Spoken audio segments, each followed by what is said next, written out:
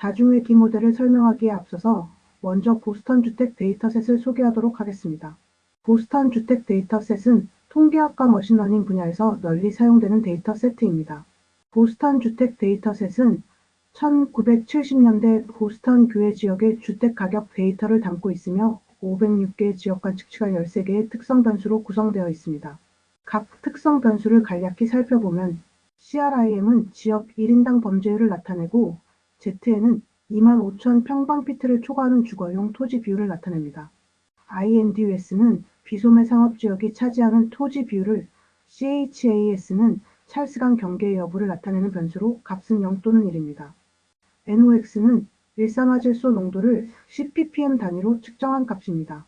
RM은 주택당 평균 방 개수를 나타내고 AG는 1940년 이전에 건축된 주택의 비율을 나타냅니다.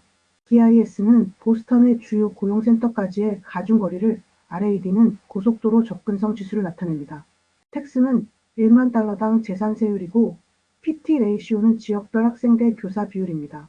B는 지역별 흑인 비율과 관련된 지표이고 L스탯은 인구 중 하위 계층의 비율을 퍼센트로 나타냅니다. 마지막으로 MEDV는 우리가 예측하려는 목표 변수로 주택 가격의 중앙값을 $1,000 단위로 나타냅니다. 이제 이 데이터에 있는 여러 개의 예측 변수를 한꺼번에 활용하는 다중선형회귀 모형을 최소제곱법으로 적합해 보겠습니다. 이 과정에서는 모델 스펙을 통해 다시 모형 행렬과 반응 변수를 만들어줍니다. 마치 여러 재료를 사용해 요리를 준비하는 것과 같은 단계입니다. 왼쪽 코드에서 보시는 것처럼 모델 스펙을 이용해 두 변수인 L스탯과 AG를 동시에 포함하여 모델을 적합하고 결과를 요약했습니다. 그 다음에 OLS 함수를 사용하여 최소제곱 회귀 모델을 생성하고 그 다음 핀 메서드를 호출하여 모델을 데이터에 적합시켰습니다. 출력된 표를 살펴보면 L스탯과 AG가 모두 0일 때의 예상주택 가격에서 절편의 개수는 33.2로 나타났습니다. L스탯의 개수는 마이너스 1.03입니다. 음수값이므로 L스탯과 종속 변수인 주택 가격 사이의 역관계가 나타납니다. 즉, 지역 내 AG의 비율이 일정할 때 저소득층 비율이 1% 증가할수록 주택 가격이 약 $1,032 감소할 것으로 추정됩니다. AG 개수는 0.034로 저소득층 비율이 동일하다면 오래된 건물의 비율이 1% 높아질 때 주택 가격이 약 $34.5씩 상승한다고 볼 수 있습니다. 통계적으로도 L스탯의 효과는 매우 유의하며 AG는 약한 양의 효과를 나타냅니다. 이를 통해 저소득층 비율이 낮고 오래된 건물 비율이 높은 지역에서 주택 가격이 높은 경향이 있음을 보임을 알 수 있습니다. 이제 모든 재료, 즉 종속 변수를 제외한 나머지 모든 변수를 넣고 만든 모델을 살펴보겠습니다. 코드를 보시면 드롭 메서드를 이용해서 종속 변수 MEDV만 빼고 나머지를 모두 포함시켰습니다.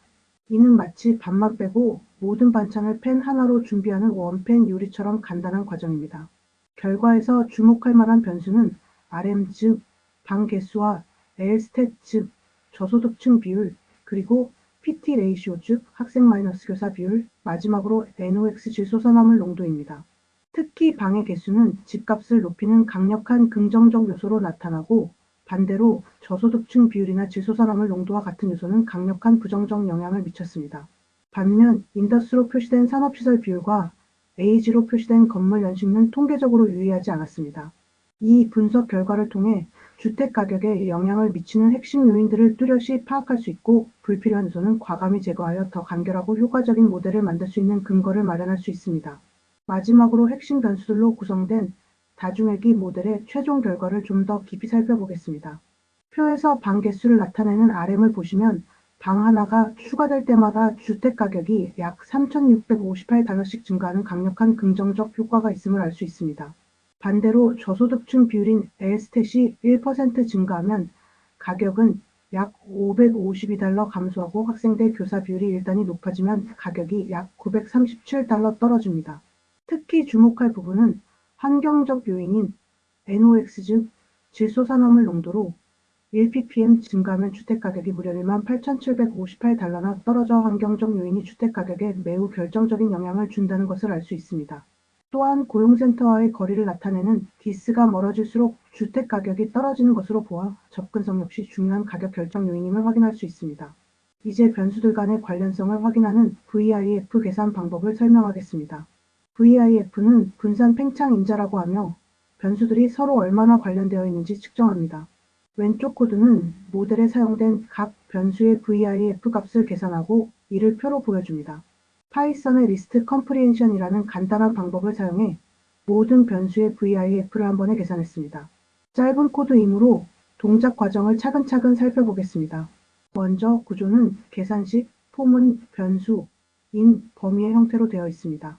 작동 원리는 range 1, xShape 1이므로 x행열의 열 개수만큼 반복합니다. 포문이 있으므로 각 열 인덱스를 순회합니다. VIF xi이므로 각 열의 VIF 함수를 호출해서 계산할 수 있습니다. 결과적으로 모든 독립변수에 대한 VIF 값을 계산하여 리스트로 반환할 수 있게 될 것입니다. 그 다음 줄 코드를 통해 이 값들을 데이터 프레임으로 변환하여 각 변수명과 함께 표시할 수 있게 됩니다. VIF는 변수들 간의 관계가 모델에 미치는 영향을 평가하는 데 중요합니다. VIF가 5보다 작으면 약한 다중공선성, 5에서 14이면 상당한 다중공선성이 있는 것으로 해석합니다. 표를 보면 텍스 변수는 VIF가 9.002로 꽤 높습니다. 레드 변수도 VIF가 7.445로 높은 편입니다. NOx, 인더스, 디스 변수들은 약간 관련성이 있는 것으로 보입니다. 결론적으로 텍스와 레드는 상당한 관련성을 보이지만 심각한 수준은 아닙니다. 따라서 모델에 사용된 변수들의 관련성은 허용 가능한 수준이라고 할 수 있겠습니다. 변수 간 상호작용은 마치 팀워크와 같습니다. 혼자 일할 때와 누군가와 협력할 때 성과가 달라지는 것처럼 두 변수가 함께 작용할 때 결과에 미치는 영향이 달라질 수 있습니다. 분석 결과를 보면 L스탯 자체는 마이너스 1.39로 부정적 영향이 있습니다. age 역시 그 자체로는 거의 영향이 없습니다. 하지만 두 변수가 함께 작용할 때 L스탯의 긍정적인 효과는 0.004이고 통계적으로도 유의합니다. 쉽게 말해 age가 높아질수록 L스탯의 부정적 효과가 점점 약해진다고 할 수 있겠습니다. 모델 스펙을 사용하면 마치 함께 먹으면 보약이 되는 음식처럼 두 변수의 상호작용을 모델에 쉽게 포함시켜서 설명할 수 있습니다. 이제 예측 변수의 비선형 변환, 특히 다항식 변환을 적용한 모델을 살펴보겠습니다. 코드를 보면 ms 함수 내에서 폴리 함수를 사용해 L스탯 변수의 2차 다항식 변환을 지정하고 여기에 age 변수를 추가한 모델을 구성했습니다. 이제 변수 관계가 직선이 아닌 곡선일 때의 모델의 결과를 볼 수 있습니다. 선 관계를 표현하기 위해 코드에서는 L스탯 변수를 제곱한 항이차항을 추가했습니다. 결과 표를 보면 절편은 17.72, L스탯의 1차항 개수는 마이너스 179.23, 2차항 개수는 72.99, age 개수는 0.07이며 모든 개수가 통계적으로 매우 유의합니다. 선형 모델에 비선형항을 추가하는 것은 기존의 집에 방 한 칸을 늘리는 것과 같은 느낌입니다. 방을 늘리고 나면 과연 소요된 비용이 가치가 있는지 확인하고 싶을 것입니다. 여기서도 전후의 두 모델을 비교합니다. 기본 모델은 L스탯에 age를 추가해서 직선 관계만 표현했습니다. 확장 모델은 L스탯의 제곱에 age라는 곡선 관계를 추가합니다. 이러한 비교는 단순히 모델의 적합도를 비교하는 것뿐 아니라 추가된 복잡성으로 인해 통계적으로도 유의한 개선을 보이는지 확인할 수 있기 때문에 중요합니다. 이 과정을 통해 우리는 모델의 과적합 없이 적절한 복잡성 수준을 결정할 수 있을 것입니다. 이제 아노바 LM 함수를 사용해 앞서 만든 두 모델 리졸트 1과 리졸트 3을 비교해 보겠습니다. 아노바 테스트 결과 앞에서 예로 든 방을 추가했을 때와 같이 추가로 인한 만족도가 높다면 모델을 복잡하게 만드는 의미가 있을 것입니다. 결과를 보시면 F 통계량은 177.28로 매우 큰 값을 보이고 P값은 극히 작습니다.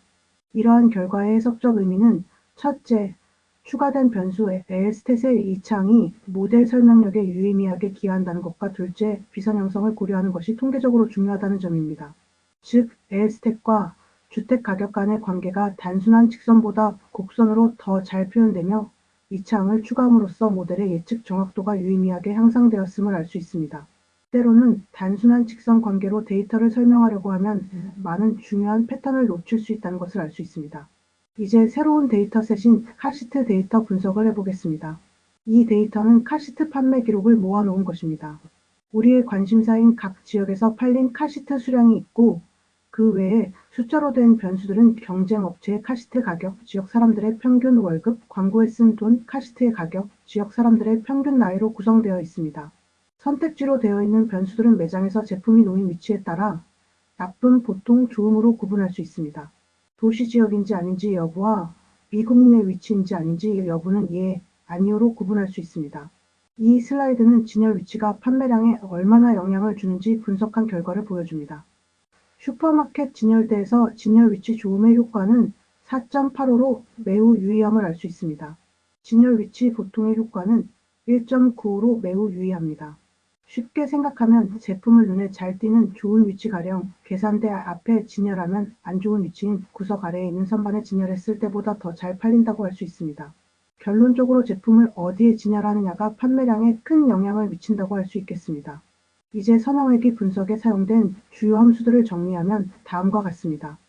ms 함수는 모형행렬 생성을 담당하며 예측 변수, 상호작용, 다항식을 지정할 수 있습니다.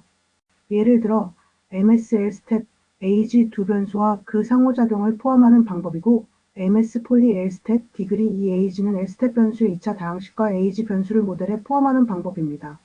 OLS 함수는 최소 제곱법으로 회귀 모델을 생성하는 방법입니다. 종속 변수 y와 독립 변수 x를 사용하여 OLS 모델을 초기화한 후 초기화된 모델을 데이터의 핏으로 적합시켜 회귀 분석 결과를 얻을 수 있습니다. 서머라이즈 함수는 회귀 결과를 요약해 보여주며 개수, 표준 오차, t통 계량, p값을 제공합니다. getPrediction 함수는 새로운 데이터에 대한 예측을 수행합니다. ANOVA LM 함수는 모델 비교를 위해 사용되며 ANOVA 결과 1, 결과 3과 같이 네프 모델 간 비교를 수행합니다. 오늘 우리는 선형회귀의 기본 개념과 원리를 학습하고 실제 데이터에 적용하는 방법을 살펴보았습니다. 보스턴 주택 데이터와 카시트 판매 데이터를 통해 다양한 변수 유형과 관계를 모델링하는 방법을 배웠습니다. 특히 단순 선형회귀부터 다중 선형회귀, 비선형 변환, 상호작용, 질적 변수 처리까지 회귀 분석의 다양한 측면을 다루었습니다. 감사합니다.